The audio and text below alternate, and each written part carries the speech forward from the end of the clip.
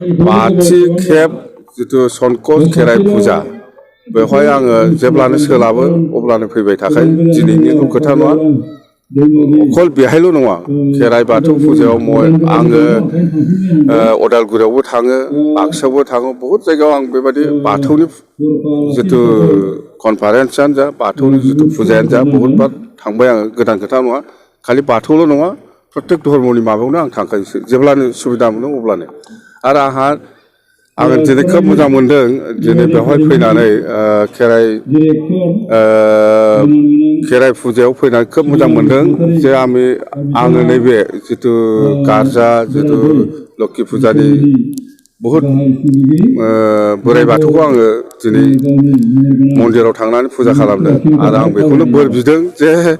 फैगौ जितु बिटिसिनि इलेक्सन बेवहाय बिपिएफ पार्टियानो जै जाथों होननानै आं बोर बिदों। दा बे समाव दाखालि थांनाय 14 थारिखआव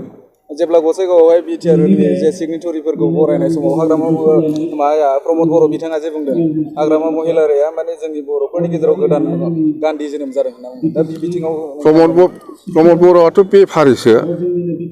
खामानि गैया बे बेफारि बर' जाथिखौ फाननानै फैदों बियो बेहालाय आंखौ बेबायदि बुंनायनि जेबो अधिकार गैया बेहा प्रमद बर'आ दिल्लीयाव सारेन्डार खालामनानै फैदों जोंनो बड'लेण्ड सेपारेट स्टेट नांला होननानै सुक्ति खालामनानै फैदों जोंना लाबा बेल' जे बर'नि गेजेराव माने सेपारेट स्टेटनि नामाव आन्दलन जाला बिराद सान्थि मोनबाय आङो बिराद सान्थि मोनदों आरो एनडिएफबि मोनब्रैबो गटआ दिनै अस्त्र गारनानै बर' समाजजों एखेलगे थाफानानै बे ओनसोलनि माने बे बर' समाजजों गोरोबनानै खामानि मावलांनायनि जिथु सिन्था खालामनानै सान्थिनि सुक्ति खालामदों बेल' बिराद मोजां आरो एनडिएफबिजों जिथु जादों बेयो सान्थिनि सुक्ति बा एबसुजों जिथु जादों बेबो सान्थिनि सुक्तियानो जेबो गोदान जेबो जिनिस गैया खिन्थु प्रमद बर'आ बर' रायजो राजाफोरखौ लानानै बहुद बोसोर थगायबोबाय थादोंमोन दिनै नुजाबाय प्रमद बर'आ माने बर' रायजो राजाफोरखौ लानानै आन्दलन खालामनाया राजनितिनि थाखायसोमोन दिनै नुजाबाय मोनसे समाव बुंदोंमोन बियो प्रमद बर'आ बुंदोंमोन जे आङो एमसिएलए एम बा एमपि एमएलए जानो थाखाय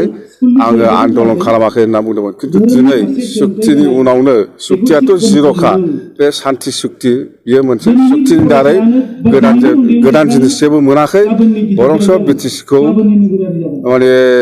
बिटिसिनिफ्राय गामि दानख'नो हागोन होननानैसो सुक्ति खालामनानै फैदों सान्थि सुक्तिनि बादै जेबो जायाखै ओमफ्राय प्रमद बर'आ दिनै एबसुनि प्रेसिडेन्टखौ गारबाय पलिटिक्सआव फैनो नागिरदों फैथों गाज्रि नङा सिफ जानो नागिरदों खिन्थु प्रमद बर'आ जोंबादि थासान्दियाव सिफ जानायनि बेहा खुनु क्षमता गैया। दा बे बिथिङावनो प्रमद बर' बिथाङा जे बुंदों जे हाग्रामा महिलारिया जोंनि थाखाय जेबो फेक्टर नङा नाथाय जे प्रमद बर'आ जोंजों इलेक्सन जुजिनाया दिनैनि थाखाय गोदान नङा खेबथाम जाबाय 15 बोसोरावबो बे जेननाय एबारबो जेनगोन प्रमद बर'आ राजनितियाव गोदान नङाथ' जों आगोलनिफ्रायनो बुंबोबाय थादों प्रमद बर'खौ जे बियो इलेक्सनारिं बिनि आन्दलना इलेक्सनारिंसो बे दिनै जिथु इलेक्सन जागोन बियो गोदान नङा प्रमद बर'जों इलेक्सन जुजिनाया बेबायदिबा सार फैबाय थानाय समाव एनडिएफबिनि मोनब्रै फेक्सना बिपिएफ दलखौहाय समर्थन होगोन होननानै नोंथाङा सानो? जोङो आपिल खालामदों जे फै जों जयैनो खामानि मावलांनि बियो जोंजों फैया बे एनडिएफबिनि खोथा बिस्रा आसल इस्युआ जाहैबाय केसा जोबनांगौ ओमफ्राय रिहाबिलेट जानांगौ बेखौ मावगोना सरकारा मावनांगौ आं बुंदों आसाम सरकार बा भारत सरकारखौ बेखौ थाबैनो मावनानै हो होननानै आं बुंदों आरो आं आपिल खालामदों दे एबाराव जोंहा ज' जानानै खामानि मावलायदिनि बेखिनिल' बिसोर फैया बे बेलेग खोथा खिन्थु आंहा आपिल खालामनांगौ खालामदों बेखिनियानो। सार जे 21 तारिखआव जे मथन बिलावहाय जे एनडिएफबिनि मोनब्रैजों भटखौ जे बरायनो नागिरदों बावहाय एनडिएफबिनि मोनबेसे क्राउडआ फैगोन बायदि आङो बेबादि आं जेबो मिथिया मथाम बिलाव एनडिएफबिनि मोनसे बरायनाय मेल जागोन बेखौ आं खोनादों मोजाङैनो जागोन जयैनो थालायनांगौ